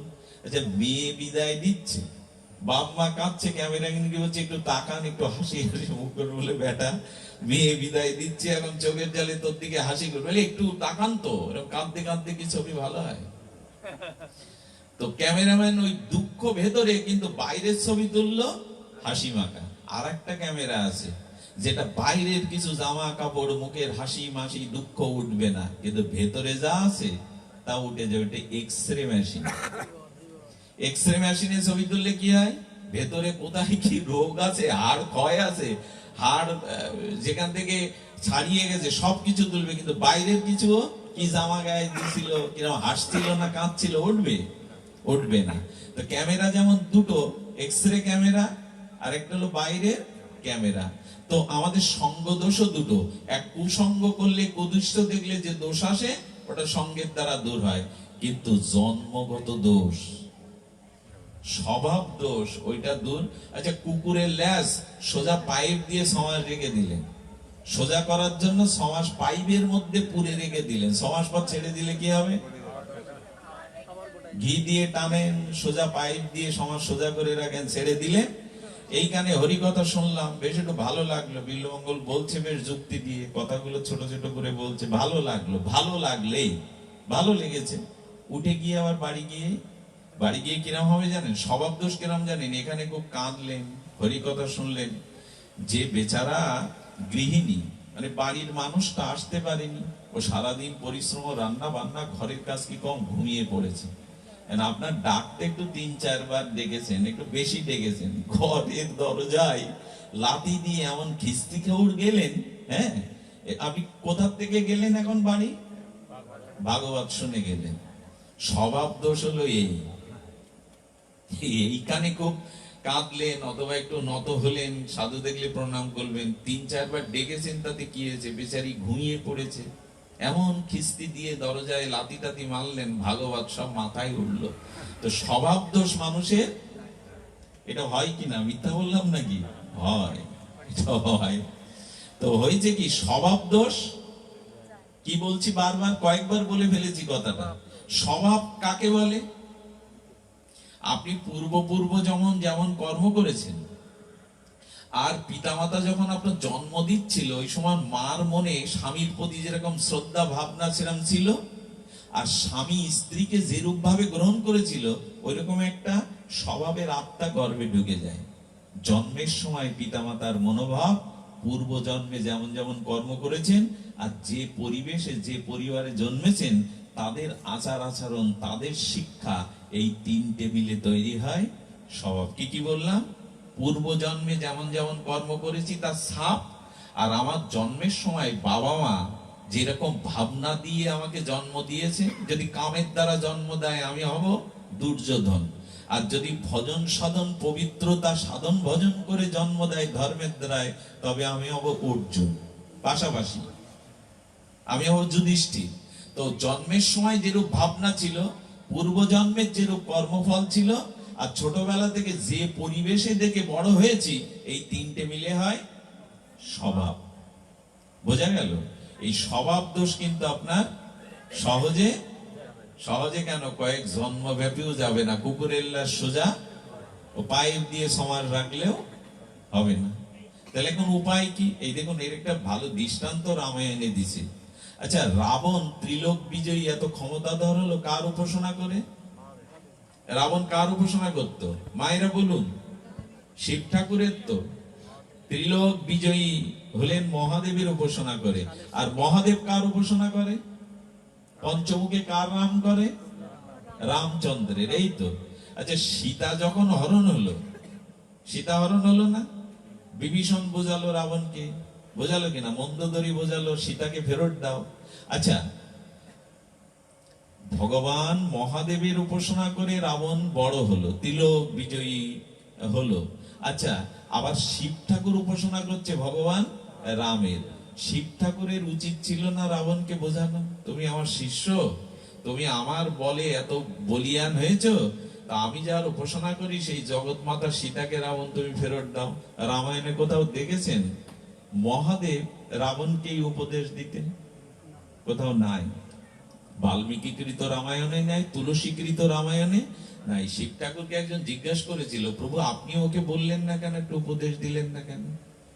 শিব ঠাকুর তখন হেসে বললেন, যার স্বভাব দোষ তার কাছে ব্রহ্মা বা ভগবান উপদেশ দিলে কাজ হবে না।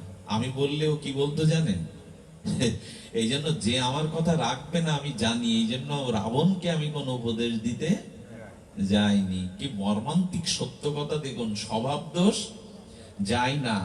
তো বলছেন যে আমি উপদেশ দিলেও মানত না, এত অভিমান ওর, এত গর্ব হয়েছে, ওর স্বভাব দোষ এত খারাপ হয়েছে।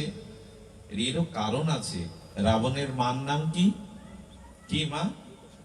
এইগুলো তো পড়েন না আপনারা, রামায়ণ পড়া ছেড়ে দিয়েছে। আগেকার ঠাকুমা দিদিমারা বসে বসে পড়তো, আর ছোট্ট নাতি নাতনিরা কোলে গিয়ে বলতো, রাবণকে একটু গল্প শোনাও, সীতার গল্প। এই কথাগুলো ছোটবেলা থেকে আপনার আমারও মুখস্থ হয়ে গেছে, কিন্তু না। আগে তিতো খাওয়াতো যাতে শরীর ভালো হয়, এখন ফাস্ট ফুড খাওয়ায়, আমলেট, ম্যাগি।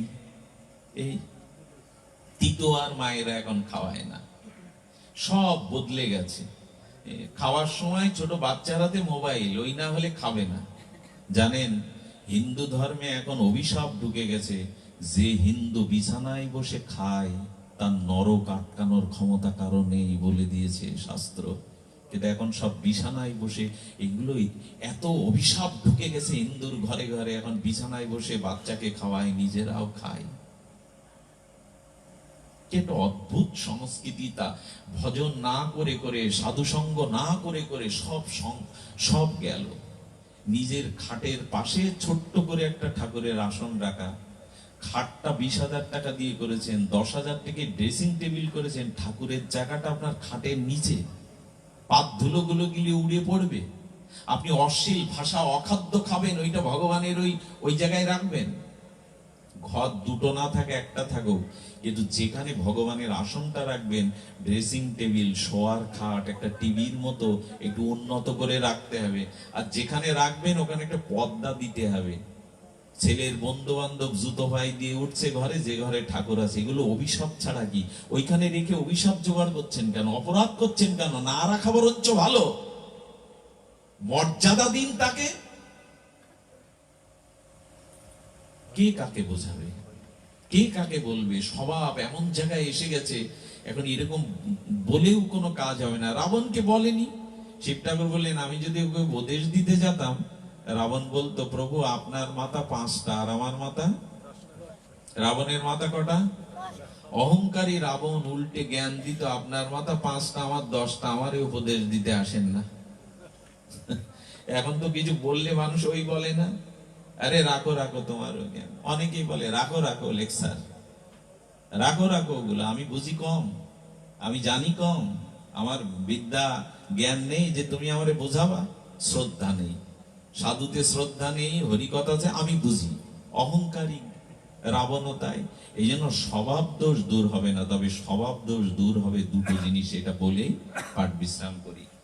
খুব মার্মিক কথা হলো, স্বভাব আপনার দূরীভূত হবে, তবে আপনি নিজ চেষ্টায় স্বভাব দূর করতে, এখানে ভগবত শক্তির অপেক্ষা আছে। এখানে ভগবান যদি কাউকে কৃপা করে, সাধু গুরু যদি কাউকে করুণা করে, তাহলে কি হয় জানেন? আমার গলার ক্যান্সারটা গুরুদেব নিতে পারে, এটা রামকৃষ্ণদেব প্রমাণ। গিরিশ ঘোষের মদ খাওয়া ক্যান্সারটা ঠাকুর বলেছিল, যা আজ থেকে তো সব নিলাম, আমি নিয়ে নিল। আমাদের বিশ্ববন্দিত পাবন পদরেণু, এই জগতের অন্যতম বৈষ্ণব সেবার মূর্ত বিগ্রহ, কিংবদন্তি আমাদের ছিল 108তর শ্রী আমাদের মুরারি মোহন দাস বাবাজি চলে গেলেন। আমাদের বৃন্দাবনে এই মহাত্মা, বিশ্বজয়ী মহাত্মা চলে গেলেন। তার কীর্তি, ইনারও কিডনির সমস্যা হলো, সমস্যা এই কারণে, উনি বড় দয়ালু ছিলেন, যাকে তাকে চরণ দিতেন, যাকে তাকে আশীর্বাদ দিতেন। সাধুরা পা ছুতে দিতে না, দেয় না, উচিত না, কিন্তু উনি সকলকে চরণ দিতেন। এমনকি অনেক ভক্তের মাথায়ও তুলে দিয়েছেন কৃপা করবার জন্য চরণ। সেই সব ভক্তদের জরা ব্যাধিগুলো ওনাকে নিতে হলো। তো আপনার স্বভাব দূর করতে পারে শ্রী গুরু, শ্রী বৈষ্ণব, ভগবানের কৃপা। ওই কৃপা যদি হয়, ভগবান পারে না এমন কিছু আছে? আছে মা? সর্বশক্তিমান কৃপালু ভগবান পারে না এমন কিছু নাই। এই জন্য আপনি যদি ভগবানের ভজন করেন, তার মুখপাখি হয়ে যান, তাহলে ওই শক্তির দ্বারা তিনি আপনার স্বভাবকে শুদ্ধ করে দেবেন। স্বভাব শুদ্ধ একটা জিনিসে হয়, ভগবান আর ভক্তের কৃপাতে। শুনবেন ঘটনা, কি মর্মস্পর্শী ঘটনা। স্বভাব শুদ্ধ হবে সাধু কৃপায়, বৈষ্ণব কৃপায়। আর কোনো কিছুতে আপনার স্বভাব, এত জ্ঞান, এত বিদ্যা কাজে লাগছে আমাদের? লাগছে না, শুধু কৃপার অভাব। যদি শ্রী গুরুদেব কোন বৈষ্ণবের কৃপা পান, তাহলে আপনার শুদ্ধতা আসবেই আসবে। কত লোকের শোধন হয়ে গেল। তার একটি ঘটনা আমরা বলি। এক জঙ্গলে 12 জন ডাকাত ছিল। তারা প্রতিদিনই লুণ্ঠন লুটতরাজ করে পাহাড় সমান সম্পদ তৈরি করেছিল। তাদের নাম শুনলে বাচ্চারা ঘুমে কাঁপতো, মায়েরা ওদের নাম নিত ওই ডাকাত। তো জমিদার বাড়ির মেয়ের বিয়ে কাল, গয়না হয়েছে, ব্যাংকে থেকে নগদ টাকাও তোলা হয়েছে। সেই সুযোগ গ্রহণের জন্য দাদার জন ডাকাত 12 জন সংকল্প নিল। কিন্তু ডাকাতি যারা করে, তাদের এক একজনের এক একটা ডিউটি থাকে। কে তালা ভাঙবে, কে সেন্টিতে থাকবে, থাকে কিনা পরিকল্পনা থাকে, কে কোথায় দাঁড়াবে। তো যাদের মধ্যে যিনি গার্ড, মানে সেন্টিতে থাকবেন, তার অসুখ হলো, সে আসতে পারেনি। সর্দার বললেন, একজন অফ থাকলে ধরা পড়ার সম্ভাবনা আছে, ওটা জমিদার বাড়ি, আজ থাক। বললেন, এত টাকা, এত গহনা, এইটি সম্পদ লুটলে 10 বছরের সম্পদ একদিনে পাবো, এইটা আজ বন্ধ করা যাবে না। সর্দার বললেন, তাহলে একজনের অভাবে ধরা পড়বি? বললেন, না, একজনকে আমি জোগাড় করে দিচ্ছি। সর্দার, আপনি যদি অনুমতি দেন, আমি জঙ্গল দিয়ে প্রতিদিন যাই আর আসি, দেখি জঙ্গলের মধ্যে কুঠির বেঁধে একজনের ভগবানের নাম করে, মালা তিলক পরা, ওকে আজ ডেকে আনি। ওকে তো সেন্টিতে রাখবো, ও শুধু দেখবে, পাহারা দেবে। এই বন্দুক ঠেকিয়ে বলছে, নাম বন্ধ কর, চল। সর্দার বলছে, ডাকাতি করতে যেতে হবে। তিলক টিলক মুছে ফেল। বলেন, এটা আপনাদের বাধা হবে না? আমি রাজি আছি। ডাকাতি হলো। ভোরবেলা টাকা সোনা ভাগ করে ওর ভাগটা ওকে দিচ্ছে। ডাকাতদের এই ধর্ম আছে, যার যা ভাগ অনেক সময় দিয়ে দেয়। ও বলছেন, হাসাচ্ছ কেন? আমি জঙ্গলে বসে বসে হরিনাম করি, 5 বাড়ি ভিক্ষা করে ভগবানকে ভোগ লাগিয়ে একটু পাই। টাকা পয়সা তুমি রাখো সর্দার, আমার কোনো। বলে, বাবা, এরকম মানুষও আছে নাকি যে সত্যি সাধু? তখন পাশ থেকে একজন বলছে, সর্দার লক্ষ্য করেছেন, ও আর সাথে থাকায় আমাদের কোনো ভয় ডর ছিল না, বা নির্বিঘ্নেই ডাকাতি হয়ে গেছে, কোনো সমস্যা হয়নি। আমার মনে হয় সর্দার, ওকে আমাদের দলে রাখলে কি হয়। সাধু তখন কেবল কয়েক পা সামনে গিয়েছে। এই শোন, সর্দার ডেকে বন্দুক ধরে বলছেন, সদস্য হতে হবে ডাকাতের, তোর হরিনামটা বন্ধ কর। তখন বলছে, আমি রাজি আছি, কিন্তু আমারও একটা শর্ত আছে। কি শর্ত? মাস 30 দিন, 29 দিন আমি আপনাদের কথা শুনবো, ডাকাতি করব, মাসের 1 দিন আমার কথা শুনতে হবে আপনাদের। সর্দার তখন বললো, 6 দিন অফিস করে তো একদিন গায়ে হাওয়া লাগাতে, ঘুমাতে ছুটি থাকে, 29 দিন ডাকাতি করে একদিন ঘুমাবো? ওর কথা সাধু আর কি বলবে? হ্যাঁ, যা বলে, একদিন ডাকাতি করলাম না, ওর কথা শুনলাম, যা বলে বলুক। 29 দিন ডাকাতি হলো। আগামীকাল ওর দিন। কি করতে হবে? বলে, কাল রাত 3:30 কষ্ট করে আমার ওই ভাঙা কুঠিরে আশ্রমে আসবে। এই জঙ্গলের মধ্যে একটা লতা পাতা দিয়ে কুঠির করা, ওইখানে রাত 3:30 আসার পরে বলছেন, একে দেখতে পেয়েছো? মানে এক নাপিতকে রেখেছে, খৌর কাঁচি নিয়ে। বললেন, কি? বলে, তোমাদের মাথার চুল, গোপ, দাড়ি সবে এখন নাড়া করে দেবে। তখন সর্দার গোপে হাত দিচ্ছে, ডাকাতদের তো ওইটা একটা সম্পদ। তো বলছে যে, এইটা ফেলবো কি করে, ডাকাতি করি। পাশ থেকে বলছেন, 29 দিন আমাদের কথা শুনেছে, একদিন তো ও যা বলবে শুনতে হবে। এটা গজাবে আবার সর্দার, মেনে নি। মাথা মুন্ডন হলো, ওদের সুগন্ধি তেল দিয়ে স্নান করানো হলো, স্নান করলো পাশে সরোবরে, ওদের ডেকে দাদা সঙ্গে তিলক করে দিল। সাধু রাধাকুণ্ডে রজ দিয়ে দাদা সঙ্গে তিলক করে দিল, ওদের বুকে রাধা নাম লিখে দিল, রায়কা ধায়কা রাধা নিয়ে প্রসাদী মালা 11টা করে রেখেছিল, বললো 4 মালা একটু হরে কৃষ্ণ জপ করো আসনে বসে। এই ডাকাতগুলো পাপ ছিল, অপরাধ ছিল না। কি বললাম? মহাপাপ ছিল, কিন্তু কোন নারীকে ওরা লাঞ্ছনা দেয়নি, এরা পিতামাতাকে ত্যাগ করেনি। আমি আপনাদের একটা কথা বলে যাই, আজকের অনুষ্ঠানের সার কথা, আমি পাপ যদি হয়ে থাকে অতীতে জীবনে, হয়ে যাক, পাপটা তেমন কিছু স্খলন, এক কৃষ্ণ নাম করলে অনন্ত জন্মের পাপ চলে যাবে। 12 ঘন্টা রাতের আধার সূর্য উঠলেই চলে যাবে। এক কৃষ্ণ নামে সমস্ত জন্মের পাপ ক্ষয় হয়। পাপটা তেমন কিছু না, আমাদের সমস্যা হলো অপরাধে। কথাটা আবার বলি, পাপটা এক কৃষ্ণ নামে সমস্ত পাপ ক্ষয়। আপনি একবার যদি কৃষ্ণ বলেন তাহলে সমস্ত পাপ ক্ষয় হয়ে যাবে, কিন্তু অপরাধগুলো কি জানেন? সাধুকে দেখলে মনে আনন্দ না পাওয়া, 10টা মানে 6টা বৈষ্ণব অপরাধ আছে, 32টা সেবা ভগবানকে না দিয়ে খাওয়া, যে তিথিতে যে ফলটা ওঠে যে ঋতুতে, ওইটাকে ভগবানকে না দিয়ে পাওয়া, তারপরে সাধু বৈষ্ণব দেখলে মাথা নত না করা।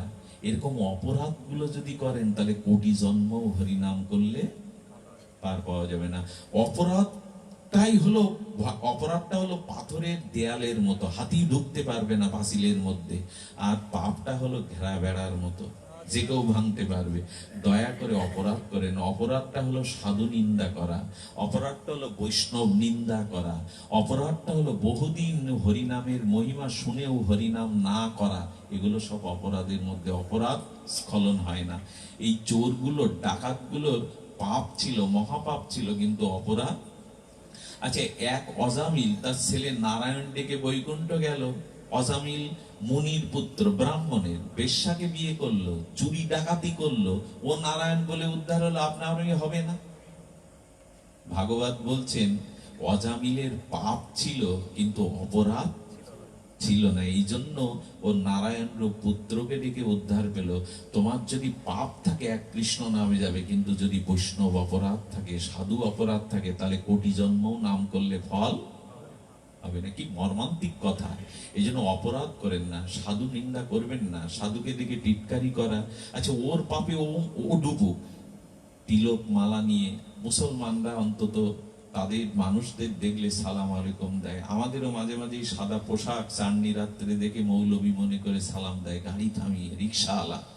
তখন দুঃখ লাগে, ওরা মৌলবী মনে করে রাতের অন্ধকারে আমাকে সালাম দিচ্ছে, আমি হিন্দু। কিন্তু আমার মতো ছেলে যখন তিলক মালা নিয়ে রাস্তায় যায়, হিন্দুরাই বলে এটা ভণ্ডামি করতে যাচ্ছে, ভণ্ড যাচ্ছে, আবার তিলক মালা নিয়েছে। এরা পোশাকটাকেও পর্যন্ত, ধর্মের পোশাকটাকে পর্যন্ত উপহাস করে। এই জাতি এত বড় অভাগা জাতি আর নাই। নিজে করবে না, যে করছে তাকে সমালোচনা করবে। এটা অন্য জাতির মধ্যে দেখবেন আবাল বৃদ্ধ বনিতা ওরা সালাম দেয় একে অপরকে দেখলে, যেই হোক। হিন্দুরা এটা নমস্কার, ও সাধু দেখলে, হিন্দু গুরুজন দেখলে একটা নমস্কার, কে হরে কৃষ্ণ, জয় রাধে, যায় একটা বলুন জয় গুরু, সেটাও শতকরা 20 জন বলে, 80 জন বলে না। এই হলো আমাদের দুরবস্থা। অবস্থা তো না, দুরবস্থা। এই জন্য বলা হচ্ছে যে অপরাধের, ওই ডাকাতগুলোর অপরাধ ছিল না, পাপ ছিল, অজামিলের মতো। তখন ওদের বলল, কি বলল জানেন? আমি তোমাদের প্রসাদ দিচ্ছি। প্রসাদটা দিয়ে ও রাধারানীর চরণে গিয়ে কেঁদে পড়েছে, হে রাধে, হে করুণাময়ী, সারা জীবন ধরে আমি যেটুকু তোমার চরণ সেবা করেছি, নাম করেছি, আমার সেই কৃপাটুকু, ভক্তিটুকু তুমি ওদের 11 জনকে দিয়ে ওদের শুদ্ধ করে দাও।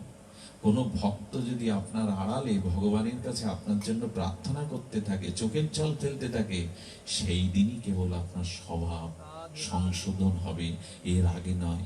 লক্ষ্য হীরার মতো পতিতা বেনাপোল পাটবাড়ির জঙ্গলে হরিদাস ঠাকুরের চরিত্র হনন করতে গিয়েছিল রামচন্দ্র খার প্রচারণায় পড়ে। সেই হরিদাস লক্ষ্যহীরা বেশ্যাকে কোনো উপদেশ দেয়নি, শুধু নাম প্রভুর কাছে চোখের জলে বলেছিল, ও অসৎ উদ্দেশ্য নিয়ে এসছে, আমি যদি তোমার হরিনাম আশ্রয় করে থাকি, হে নাম তুমি ওর চিত্ত স্বভাব শোধন করে দাও।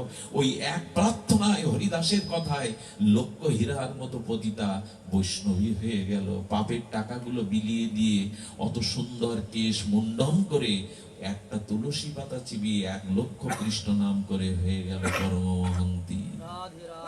স্বভাব কখন যাবে? কোন বৈষ্ণব কৃপা, সাধু কৃপা যখন আপনার প্রতি হবে, তিনি যখন ভগবানের কাছে হাত তুলবেন। জানেন, খুব পাপ করলে, খুব অপরাধ করলে, সামাজিক অপরাধ, কোর্টে নিয়ে ফাঁসির অর্ডার হয় না অনেকের? আচ্ছা, কোর্টে ফাঁসির অর্ডার হলে আপনার প্রথম কি হলো? আপনার প্রথম সাধারণ কোর্টে গেলেন, সাতক্ষীরার কোর্টে। এরপরে যখন ফাঁসি রায় হলো, তখন আপনি হাইকোর্টে, জজ কোর্টে গেলেন, এরপর হাইকোর্টে। হাইকোর্টে যাওয়ার পরে আপিল করলেন সুপ্রিম কোর্টে। সুপ্রিম কোর্ট যদি আপনার ফাঁসির রায় বহাল থাকে, আর কিছু করার আছে? আছে। সুপ্রিম কোর্ট যদি আপনার ফাঁসির রায় বহাল থাকে, একটা উপায় তখনও আছে, সেটা হলো রাষ্ট্রপতি যদি আপনাকে ক্ষমা করে। আছে না একটু সংবিধানে? রাষ্ট্রপতি যদি ক্ষমা করে। তেমন আমাদের ভক্তি রাষ্ট্রপতি হলো শ্রী গুরুদেব, ভক্তি রাষ্ট্রপতি হলো সাধু। সাধু যদি কারোর জন্য ভগবানের কাছে প্রার্থনা করে দেয়, তাহলে আপনি অপরাধী হলেও, পাপী হলেও মুক্ত হতে পারেন। ও চোখের জলে ছেড়ে দিয়েছে ডাকাতগুলোর জন্য, রাধারানী ওদের কৃপা করো। সঙ্গে সঙ্গে ভোর তো তখন রাত 4টে, রাজারানীকে রাধারানী স্বপ্ন নির্দেশ করছেন, অমুক জঙ্গলে 12 জন সাধু আছে, পালকি নিয়ে বাজি বাজনা করে ওদের পালকিতে রাজারানী তোমরা দুজনে গিয়ে আনো, ওদের বৈষ্ণব সেবা দাও, ওদের মণিমুক্তা দান করো। রাধারানী বললেন, তবে তোমরা আমার কৃপা পাবে। যা রাধারানী যদি একই সাথে রাজারানীকে স্বপ্নে দেখায়, তাদের মাথা ঠিক থাকে? ওই প্রার্থনাটা চলে গেছে ভগবানের চরণে। তখন কি করেছে? স্বপ্ন দেখে রাজারানী উঠে আর সমস্ত মন্ত্রীদের ডেকে ওই জঙ্গলে আর হাতি ঘোড়া পালকি নিয়ে সাধুদের চরণে লুটালেন রাজা এবং রানী। হে মহাত্মা, রাধারানী স্বপ্ন দেখিয়েছেন, আপনারা কৃপা করে আমাদের গৃহে পাদধুলো দেন। তাদের পালকিতে করে, রথে করে তাদের নিয়ে যাওয়া হলো। রানী মা সাধুদের চরণ ধুয়ে দিচ্ছেন, আঁচল দিয়ে মুছে। যিনি সর্দার, তার গা কেঁপে কেঁপে উঠছে। এ কি? এটি কি কোনো ভাবা যায়? এই দেশের রাজা, তারা পালকিতে করে হেঁটে আমাদের নিয়ে আসছে, রানী আমাদের পা ধুয়ে দিচ্ছে। ভোগারতি হলো, কৃষ্ণ কথা বললেন সাধু। এই রাজভোগ আদি সেবা করার পরে রাজা তখন সিন্দুক খুলে দিয়ে হীরা, মণি, পান্না, মানিকগুলো এক একজন সাধুকে দিয়ে দিলেন, যা 3 পুরুষে খেলে ফোরাবে না। দিয়ে প্রণাম করে পালকিতে করে আবার তাকে বিদায় দিলেন। এক জায়গায় বসার পরে রাজা রানী চলে যাওয়ার পরে সর্দার সাধুর দিকে তাকিয়েছে, চোখে পলক পড়ছে না। কি গো সর্দার, ফিরে যাবে না? এই সম্পদ নাও, কয়েক জন্ম তোমার কিছু ডাকাতি করা লাগবে না। সর্দার তখন সেই মণি মানিকের তার থলেটা সাগরেদদের দিয়ে বলছেন, এটা তোরা নিয়ে যা, আমি যা সম্পদ আমরা ডাকাতি করে রেখেছি ভাগ করে নিয়ে যা। সর্দার আপনি? বলেন, আমি একে ছেড়ে আর কোথাও যাব না। সারাটা জীবন ডাকাতি করে কি পেলাম?